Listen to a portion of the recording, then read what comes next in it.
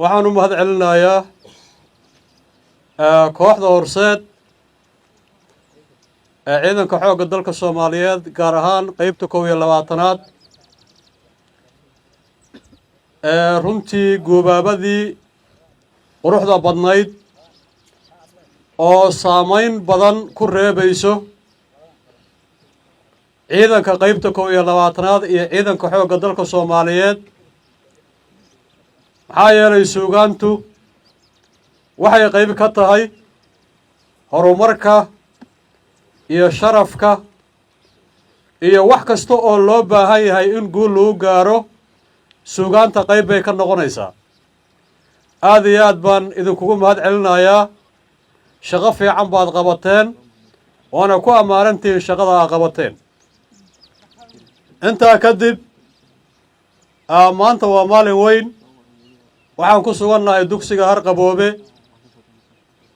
waxaan rabaa laba qodob inaan ciidanka sharafta leh oo halkan ku sugan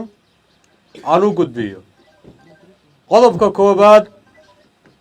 waa waajibaadka laga doonayo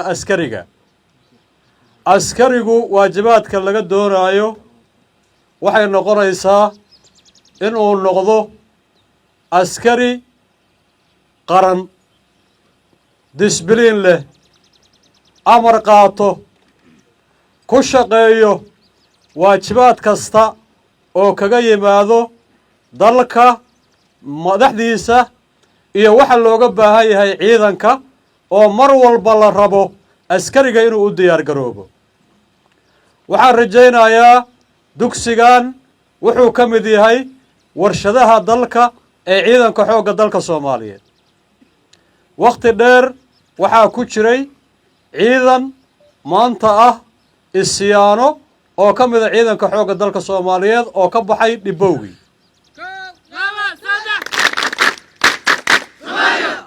ciidankan waxa u dhiman waa in aan u keeno hubkiisii oo la hubeeyo laakiin wax kale oo u haray ciidankan ma jiro wax kasta oo xuquuq ah oo ciidanka qalabka sido ama ciidanka xoogga dalka Soomaaliyeed uu leeyahay qayb buu ka yahay waana leeyahay ciidankiina sharafta leh iyo ciidanka ammaanka iyo madaxda dugsiga iyo macallimiinta sharafta leh oo ciidanka soo tababartay waxa la inkaga baahan yahay oo waajibaadka idin saaran waxa waaye in la ilaaliyo wadajirkii iyo in la ilaaliyo haybadii qaran oo ciidan in la ilaaliyo waxa keeni karo dhibaatada ama ciidanka u keeni kara kala faquuqa ama ciidanka ku abuuri karo kala tagga iyo dhibka arrintaas meesha inay ka baxdo weeye ujeedada munaasabadan maanta dugsiga Harqaboobe waxaan ciidan weynaha iyo saraakiisha iyo macallimiinta aan ka codsanayaa amarna ah inaysan dib dambe u dhicin wax keeni karo ciidanka bayskan joogo inuu kala aado deegaamo kala gadisan soo ciidanka xoogga dalka Soomaaliyeed arrinta ayada way ku bogaadinayaa way ku dhiiri gelinayaa waana waajib insaaran inay gudataana waa rajaynayaa ciidan weynahana waxa laga doonayaa waxa waaye inay u hoggaansamaan amaamiirta madaxda wadajirka Soomaalinimada cadaaladda iyo halkan waxa isugu kaana keenay inay tahay waxaan ka shaqeynaa inay tahay hooy qaran qodobkaas waxaan rajaynayaa inaan hoosta ka wada xariiqno annagoo dhan hadduu Ilaahay idmo qodobka labaad ciidanku waxa xaaraan ka ah runtii qabiilku waa ka xaaraan siyaasaduna waa ka xaaraan gurubaysiguna waa ka xaaraan waxaa jiro dad danley ah oo dawladnimada iyo in la hormaro midna aan taageerayn mar walbana dalka iyo dadka iyo qarannimada ku aashido waxaa loo baahan yahay si qof kastoo annaga naga mido uu gaaro mustaqbal fiican oo qaran in la ilaaliyo oo la iska ilaaliyo waxyaabaha khatarta keeni karo oo ah mabda'a qabiilka oo ah mabda'a siyaasiga oo ah mabda'a dadka danleyda oo ah kala qaybinta oo ah in si ujeedadeena iyo yoolkeena fog annagoo rabna inaan gaarno inaanan gaarin kuwa ku shaqaynaya oo badan inay jiraan astaamaha ay leeyihiin astaamaha aan soo sharaxay wey waxaan rajaynayaa hadduu ilaahay idimo annaga oo dhan inaan noqonno dad gacanta isqabsado isku aragti ah taladu ay ka dhaxayso is-ixtiraamo runtii qofba qofka kale fikirkiisa uu siiyo taa ayada hadday imaadana waxaa la gaarayaa guul waxaan rabaa marka hoosta inaan ka wada xariiqno wax kasta oo keeni kara dhibaato iyo wax kasta oo caabuq keeni karo iyo wax kasta oo keeni kara khilaafaad iyo wax kasta oo keeni kara ujeeddada dowladeed oo aan hayno inay wax u dhimi karaan inaan iska ilaalino oo aan ka gudubno arrintaasna hoosta inaan ka xariiqno ilaahay hadduu idmo waxaan rabaa hadalka inaan ku soo gabagabeeyo anigu taliyihiinni baan ahay halkaanna waxaan u imid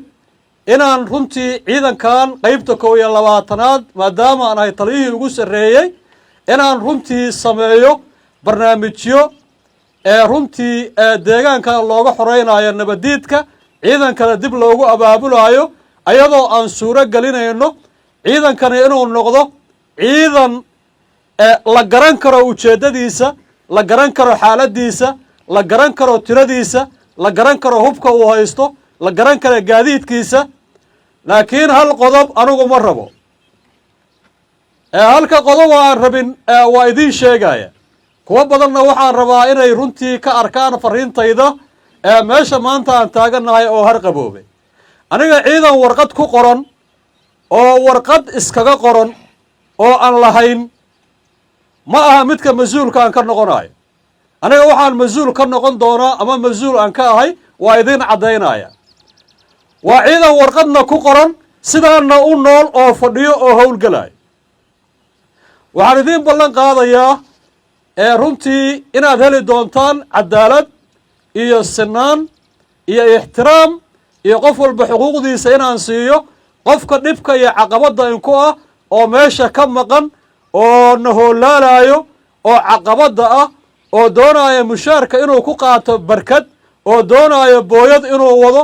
oo doonaya inuu macdaar shito oo doonaya sandaqad meel inuu wax ku beegto oo doonaya maxaa la odhan jiray inuu noqdo qof makhaayad ka shaqeeyo dadkaas oo dhan insha allahu biidnillaahi kariim inaysan ciidan noqonayn